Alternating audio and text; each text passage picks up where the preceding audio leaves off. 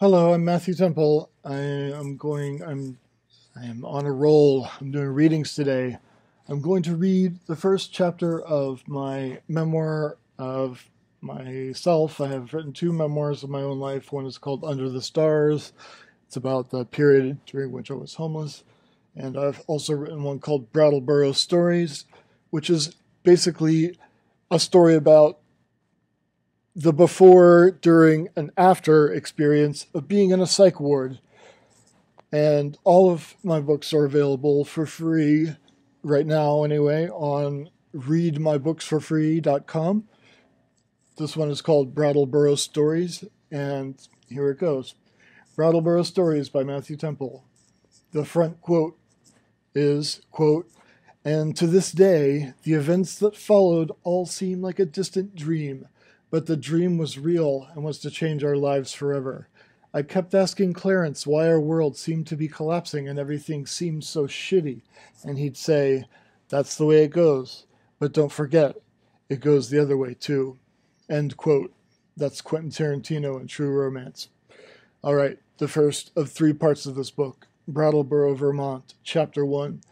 That's the way life is. Usually that's the way it goes, but every once in a while it goes the other way too.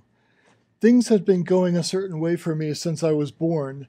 I had a neglectful, abusive father, and I massively did not fit in with the kids from my school. Then around the 10th grade, things went worse. I had figured out how to survive the social experience of school and how to thrive in terms of grades, but I hadn't figured out my own emotions. I broke down crying in computer class, and when my teacher asked me why, I didn't know. "Because everything is so meaningless," I sobbed. He told me I needed therapy. And around the time I was 27, things got worse still.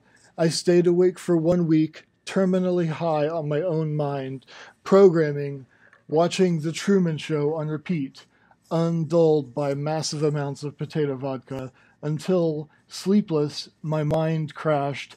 I called a suicide hotline, and cops came to my house and handcuffed me and drove me in their police cruiser to the psychiatric ward of a hospital on the outskirts of LA.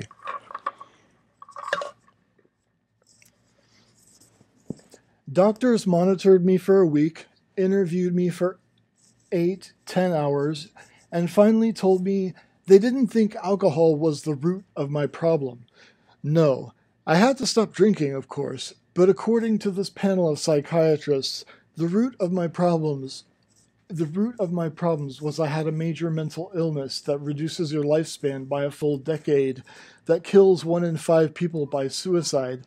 That's 20 times the rate at which people kill themselves generally.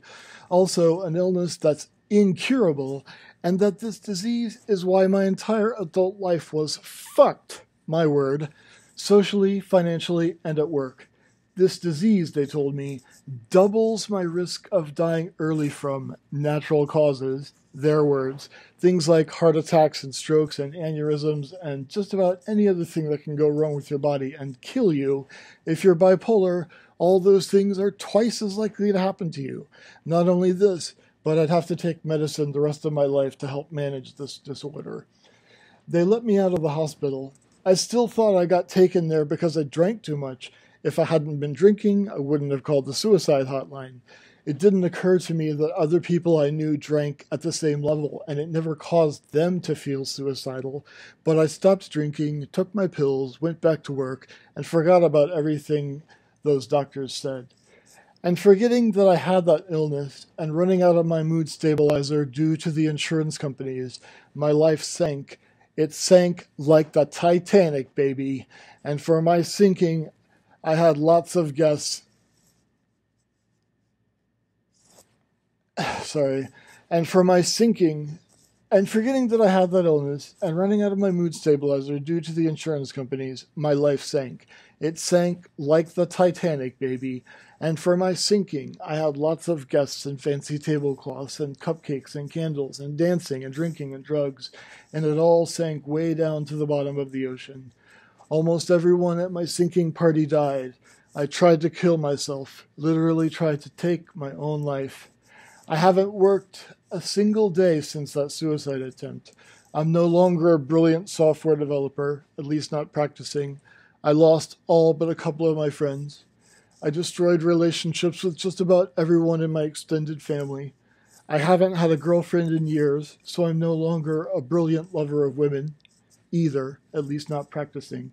Everything normal and good and happy went away, and all that's left now are the relics that I'm putting in this book.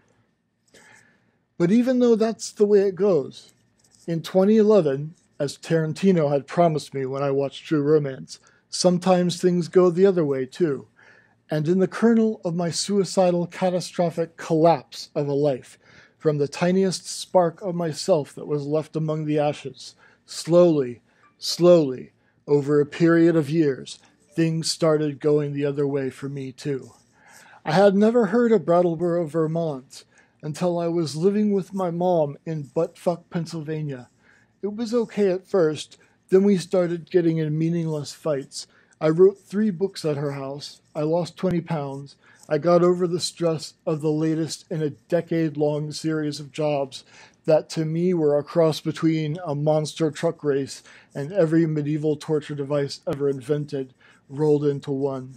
The people working in these places may as well have been eating lysergic acid and watching Looney Tunes while they typed their computer programs. I was in LA, Ohio, New York, Tucson, buttfuck PA. Then, instead of moving for a job, I decided on a change of location to help cure my ills. In 2011, I moved to Brattleboro, Vermont, population 11,765, plus 1. I lived there a year. This is what happens. Chapter 2, etc., etc., etc. So that's Brattleboro Stories. That's my major memoir. And if you want to read it, you're welcome to. It's on readmybooksforfree.com. Scroll down a tiny bit, and there are 3 memoirs listed there, and one of them is my second personal memoir, Brattleboro Stories. Thanks for listening.